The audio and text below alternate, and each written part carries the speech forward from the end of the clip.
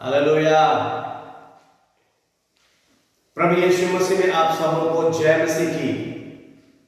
और आज फिर एक बार इस वीडियो के द्वारा आपसे मिलने का ये मौका मिला है। मैं प्रभु का धन्यवाद देता हूं और मैं आशा करता हूं कि आप सभी को प्रभु यीशु अब तक संभाला है।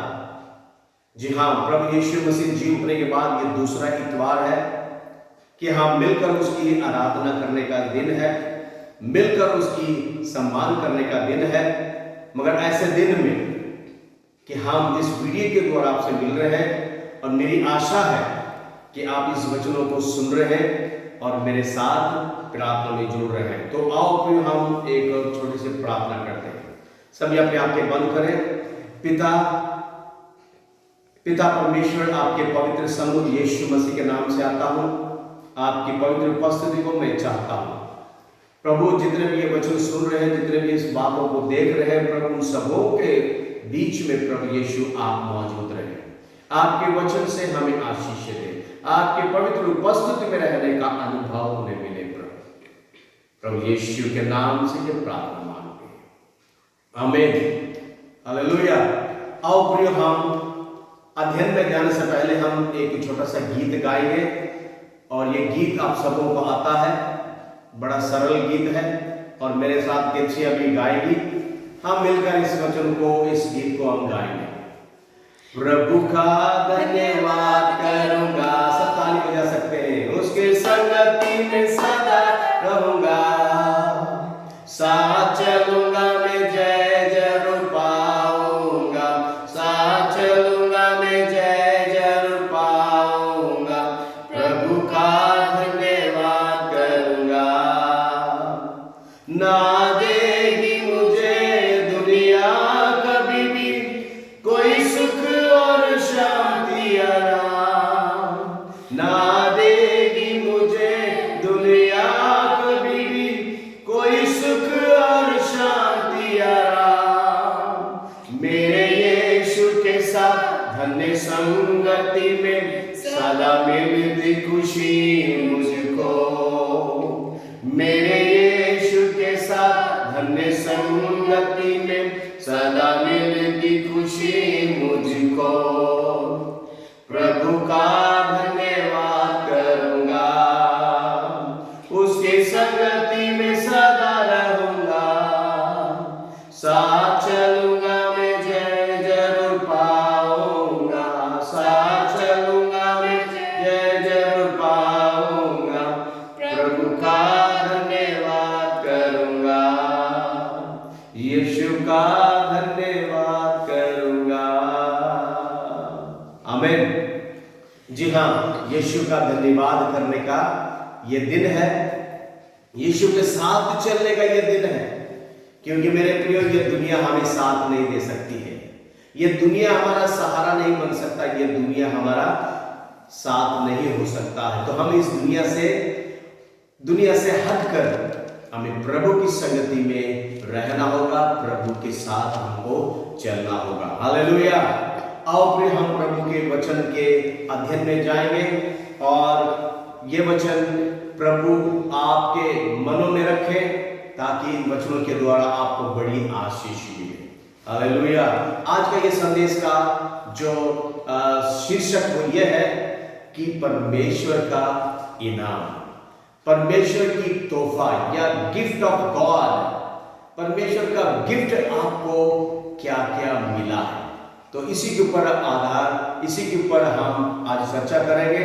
और पहला जो प्रभु का गिफ्ट के बारे में हम यहाँ पर पढ़ते हैं, तो मेरे साथ आप बाइबल को खोल सकते हैं कि नीति वचन के पुस्तक, नीति वचन उसे 10 अध्याय, नीति वचन उसका 10 अध्याय में हम 31 और 32 वचनों को पढ़ेंगे। 31 और 32 वचनों को पढ़ेंगे। धर्मी के मुंह से बुद्धि टपकती है, पर उलट फेर की बात कहने वाले की जीभ काटी जाएगी। धर्मी ग्रहण योग्य बात समझकर बोलता है, परंतु दुष्टों के मुंह से उलट फेर की बातें निकलती हैं। आमीन, हालेलुया। प्रियो, यहाँ पर लिखा है धर्मी के मुंह से बुद्धि टपकती है। और 32वें अध्याय में 32वें वचन में धर्मी ग्रहण योग्य बात समझकर बोलता है। जी हाँ, ये तो पहली बात जो परमेश्वर की ओर से हम सबों का गिफ्ट है, जो इनाम हमें मिला, वो ये है कि हम परमेश्वर की ओर से धार्मिक ठहरे गए। धार्मिक या धर्मी इंसान प्रभु हमें ठहरा दिया है। ये धर्मी इंसान कौन है, हम कैसे धर्मी बने? जी हाँ, जब हम प्रभु यीशु पर विश्वास करते हैं, उस विश्वास के आधार पर प्रभु यीशु हमारे पापों को माफ करता है। हमारे जो बीच का जो दरार है, जो बीच का जो दूरी है, उसे निकालकर प्रभु के साथ हमें मिला देता है। प्रभु के साथ हम मिला देते हैं। प्रभु के साथ चलना है और प्रभु की कहने के अनुसार उसके साथ चलना है। प्रभु के साथ जो सही रहता है और वही धर्मी व्यक्ति है, या प्रभु के साथ चलता है वही धर्मी व्यक्ति है। तो लिखा है धर्मी होने का ये गिफ्ट, और ये गिफ्ट हमें मिला है। धर्मी होने का ये आशीष प्रभु ने हमें दिया। लिखा है प्रियो, धर्मी के मुंह से बुद्धि की बातें निकलता है और धर्मी ग्रहण योग्य बातें बोलता है। और इसके अलावा हम 11 अध्याय में भी नीति वचन के 11 अध्याय में और 1 से लेकर 18 तक हम जब हम पढ़ते हैं, कई बातें आता है। मैं एक एक करके आपको याद दिलाना चाहूंगा। तो धर्मी जन 4 वचन में लिखा है कि धर्मी मृत्यु से बच जाता है। जो धर्मी जो प्रभु के संगति में रहता है, जो प्रभु के साथ चलता है, वह मृत्यु से बच जाता है। और 6 वचन में सीधे लोगों का बचाव उनके धर्म के कारण होता है। और आपके हमारे बचाव हमारे धर्म के कारण और प्रभु के साथ चलने के कारण हमारा बचाव होता है। और आगे जाकर देखते हैं 8 वचन में, धर्मी विपत्ति से छूट जाता है। विपत्ति के दिन में भी हमें बचने का तरीका, रास्ता यही है। और आगे जाकर 9 वचन में भी पढ़ते हैं, धर्मी लोग ज्ञान के द्वारा बचते हैं। उनके परमेश्वर का ज्ञान उनके अंदर होने के कारण, प्रभु के साथ चलने के कारण वो बच जाते हैं। और आगे 10 वचन में है, धर्मियों का कल्याण होता है। जब दुनिया में विपत्तियों और दुनिया में बुरा हाल को जब हम सुन रहे हैं, मगर धर्मियों के बारे में प्रभु का वचन कहता है उसके साथ कल्याण होता है। और आखिरी में 18 वचन में भी पढ़ते हैं, जो धर्म का बीज बोता और उसी का निश्चय फल मिलता है। धर्म का जो काम करता है उसी का ही प्रतिफल उसे मिलता है। जी हाँ प्रिय, हमें परमेश्वर के सामने धार्मिक होने का ये अनुग्रह, ये तोहफा प्रभु ने दिया है जब हमने यीशु पर विश्वास करते हैं। जब यीशु पर विश्वास करने के द्वारा यीशु ने हमारे पापों को माफ किया है और हमें प्रभु के संगति में मिला दिया है, तब से हम धर्मी हो चुके हैं। जी हाँ, ये गिफ्ट परमेश्वर ने आपको दे दिया है। और शैतान कभी कभी आपको आकर ये दोष लगाता, तुम परमेश्वर के साथ नहीं हो, परमेश्वर तुम्हारे साथ नहीं है, तुम परमेश्वर के अनुग्रह में नहीं है करके कई बार झूठ बोलता है। मगर आप उसकी झूठों पर विश्वास ना करें, बल्कि धर्मी होने की जो परमेश्वर का गिफ्ट है, इसी धर्मी के मार्ग में आगे चलते रहो, प्रभु के साथ चलते रहो, प्रभु के मार्ग में चलते रहो। ये पहला गिफ्ट या जो पहला तोहफा परमेश्वर हमें देता है। आमीन, हालेलुया। आप परमेश्वर के साथी हो, प्रभु की ओर से धर्मी हो, प्रभु ने आपके पापों को क्षमा किया है, प्रभु के साथ चलने का आपको मौका मिल गया है। इस बात को याद रखना। तो आओ फिर हम दूसरी जो गिफ्ट है, दूसरा जो इनाम है जो प्रभु की ओर से, उसके बारे में हम सुनते हैं। यूहन्ना की पुस्तक उसका पहला अध्याय, यूहन्ना की पुस्तक पहला अध्याय में, और हम पहला अध्याय में 29 से लेकर और उस अध्याय के आखिरी तक जब हम पढ़ते हैं, वहां पर यहां पर एक और सच्चाई को बताया जाता। पहली बात यह है कि 29 वचन को पढ़ेंगे। दूसरे दिन उसने यीशु को अपनी ओर आते देखकर कहा, देखो यह परमेश्वर का मेमना है जो जगत का पाप उठा ले जाता है। आमीन। यीशु मसीह के बारे में यूहन्ना बपतिस्मा देने वाला कहता है, ये देखो ये परमेश्वर का मेमना है, जगत का पापों को उठा लेने वाला है। जी हाँ, यीशु जो संसार में आया, पहला हमारे पापों को हमसे अलग करता है, और दूसरा वो क्या करता है कि हम 23 से लेकर हम 33 से लेकर 34 तक हम पढ़ते हैं। मैं तो उसे पहचानता नहीं था, परंतु जिसने मुझे जल से बपतिस्मा देने को भेजा, उसी ने मुझसे कहा, जिस पर तू आत्मा को उतरते और ठहरते देखे, वही पवित्र आत्मा से बपतिस्मा देने वाला है। और मैंने देखा और गवाही दी है कि यही परमेश्वर का पुत्र है। आमीन, हालेलुया। प्रभु यीशु के बारे में यूहन्ना ये गवाही देता है कि पवित्र यीशु मसीह सिर्फ लोगों का पापों को ही उठाने वाला नहीं, बल्कि उन्हें पवित्र आत्मा से अभिषेक करने वाला है। प्रिय, ये दूसरा जो गिफ्ट है, ये इनाम है, तोहफा है, परमेश्वर की ओर से मिलता है, कि वो ये है कि पवित्र आत्मा का वो तोहफा आपको दिया है। जी हाँ, ये दूसरा जो आशीष जो प्रभु आपको दिया है, पवित्र आत्मा से भर जाने का। पवित्र आत्मा से भर जाने के बाद प्रिय, जिसके अंदर पाप दूर हो जाता, पवित्र आत्मा अंदर आ जाता है कि वो परमेश्वर के साथ साथ चलने का एक जीवन को अपनाता है। जी हाँ, कि यीशु मसीह कई बार आकर अपने शिष्यों को, अपने चेलों को कहता है कि तुम मेरे साथ चलो। और आगे जाकर हम 26वें वचन में हम पढ़ते हैं, 35 और 36 में हम पढ़ते हैं कि वहां पर कुछ चेले आकर उसको देखते हैं, और तब 36 में हम यहां पर पढ़ते हैं, और उसने यीशु पर जो जा रहा था दृष्टि करके कहा, देखो, यह परमेश्वर का मेमना है। और आगे, तब वे दोनों चेले उसकी यह सुनकर यीशु के पीछे हो लिए। हमें यीशु के पीछे हो लिए। और आगे जाकर यीशु मसीह उनसे पूछता है कि तुम किसको खोजते हो? और 38 में उन्होंने उससे पूछा, हे रब्बी, अर्थात हे गुरु, तू कहाँ रहता है? यीशु ने उनसे कहा, चलो तो देख लोगे। जी हाँ, यीशु के साथ चलने वाले लोग और यीशु के साथ चलने वाले, यीशु के संग रहने वाले लोग उसके चेले हैं। जी हाँ, जिन्होंने पवित्र आत्मा की सामर्थ पाया, वो यीशु के साथ साथ चलते हैं और यीशु के पीछे चलते हैं। और यीशु के साथ जो चलते हैं कि वो, उनके अंदर पाप की अधिकार नहीं है, कि वो परमेश्वर के सामने पवित्र रहते हैं, और उन्हीं के द्वारा बड़े बड़े काम दिखेगा, बड़े बड़े काम होगा। जी हाँ, जो यीशु के साथ चलता है और उनके द्वारा बड़े बड़े काम होगा। ये दूसरा तोहफा है जो परमेश्वर हम सबों को देता है। हालेलुया।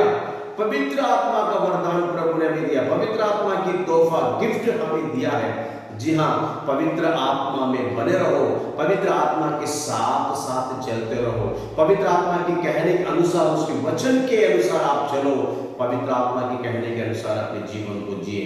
ये दूसरा अनुग्रह या दूसरा गिफ्ट परमेश्वर ने आपने दिया है, इसे आप मत भूलना। हालेलुया। आइए हम तीसरा एक और तोहफा परमेश्वर ने हमें दिया है और उसी के बारे में हम पढ़ते हैं। तीसरा जो आशीष या गिफ्ट जो परमेश्वर हमें देता है, और उसके बारे में यहोशू के पुस्तक 17 अध्याय, यहोशू के पुस्तक उसका 17 अध्याय 1 से लेकर 18 अध्याय की आखिरी तक हम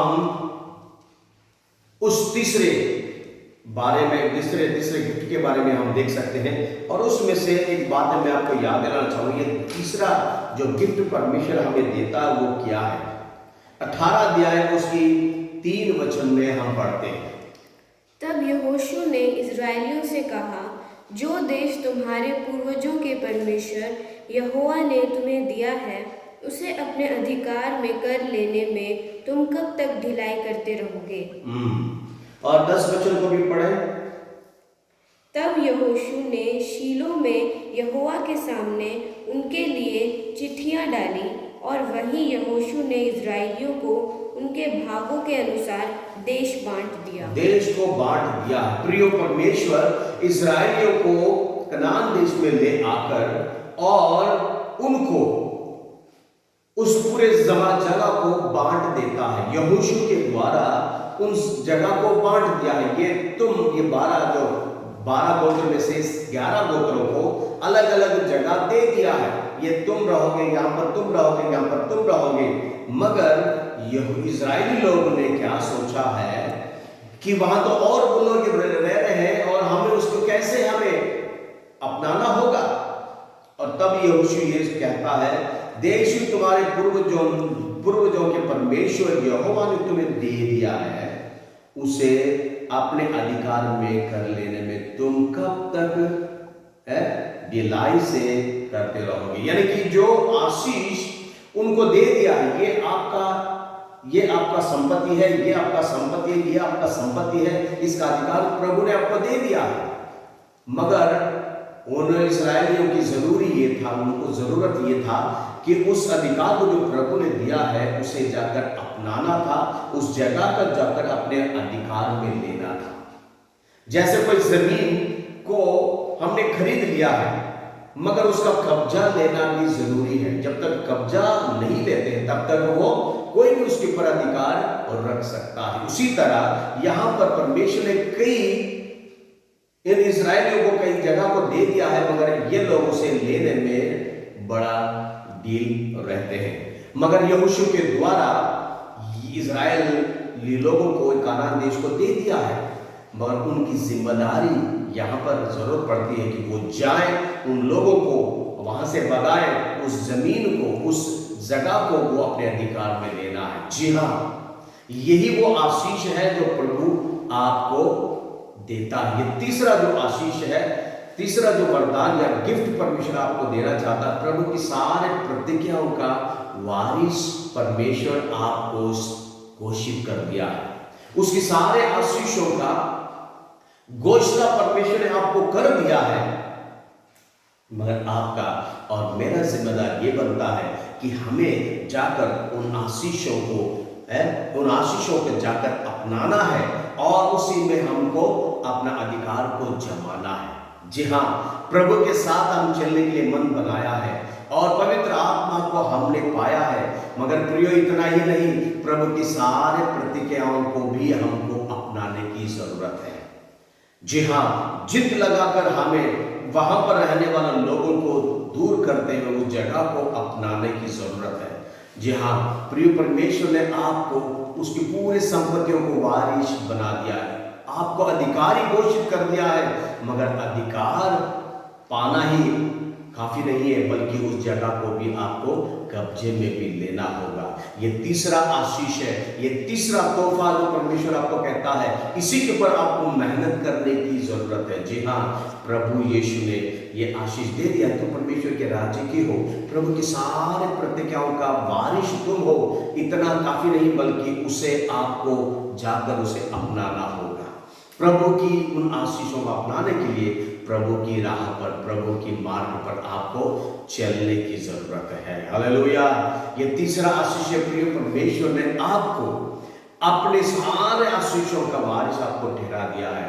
आप ईमानदारी से यीशु के पीछे चलते रहे, ईमानदारी से प्रभु के साथ चलते रहे, इधर उधर ना भटके, यहाँ का वहां का संसार की बातों के ऊपर ध्यान ना लगाएं, प्रभु के पीछे चलते रहे और आप उस परमेश्वर के राज्य की अधिकार में लोगे।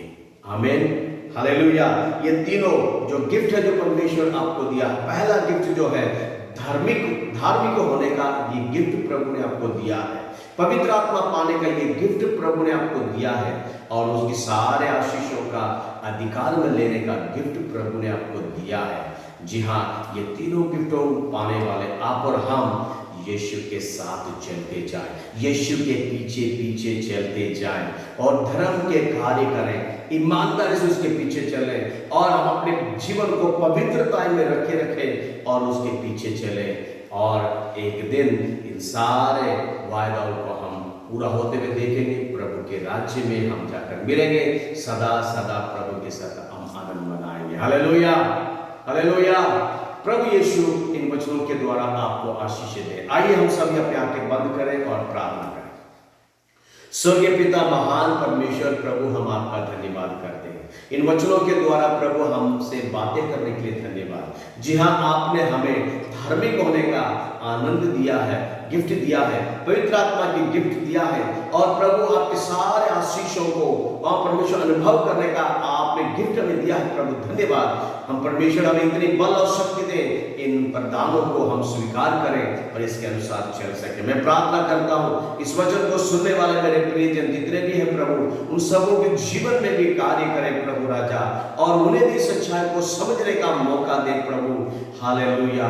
पवित्र आत्मा प्रभु राजा वो भी धार्मिक रहे, पाप से दूर रहे, प्रभु की संगति में रहे, पवित्र आत्मा से भरे रहे और सारे वायदाओं के, सारे प्रतिज्ञाओं के वारिश बने, उसे अपने अधिकार में ले सके। प्रभु उनकी मदद करें और उनकी सहायता करें। ये सारा परमेश्वर प्रार्थना आपके हाथों में सौंपते हैं और सारा महिमा और सम्मान प्रभु आपको देते हुए ये प्रार्थना यीशु मसीह के नाम से मांगते हैं।